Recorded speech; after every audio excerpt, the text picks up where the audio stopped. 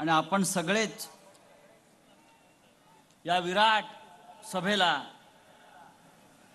त्यांचं मार्गदर्शन ऐकण्यासाठी उत्सुक आहोत। माझ्या आधीच्या वक्त्यांनी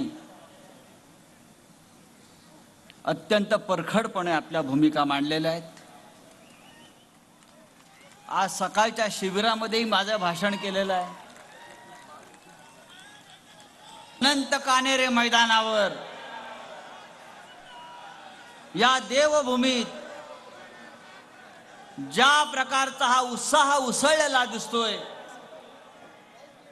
आज अयोध्येतून प्रभू श्री रामचंद्र सुद्धा आपल्याला आशीर्वाद देत असतील, लक्षात घ्या।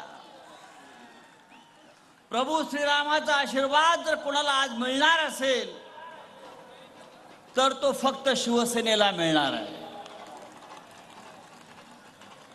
आदित्य ठाकरेजी नेहमी प्रभू श्रीरामाच्या एका वचनाची आठवण करून देतात, ते म्हणजे रघुकुल रीत सदा चलाई, प्राण जाए पर वचन न जाए। हाच शिवसेनेचा संदेश आहे। प्रभू श्रीराम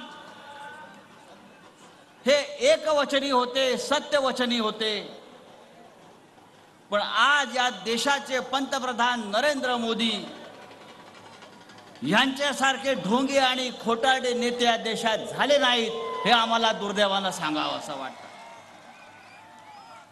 2014 साली आणि 2019 साली नरेंद्र मोदी या नाशिकमध्ये आले होते आणि पंतप्रधान मोदींनी नाशिकला येऊन त्या दोन्ही वेळेला सांगितलं होतं, कांदा उत्पादक शेतकऱ्यांना भाव मिळवून देण्याचं वचन त्यांनी दिलं होतं।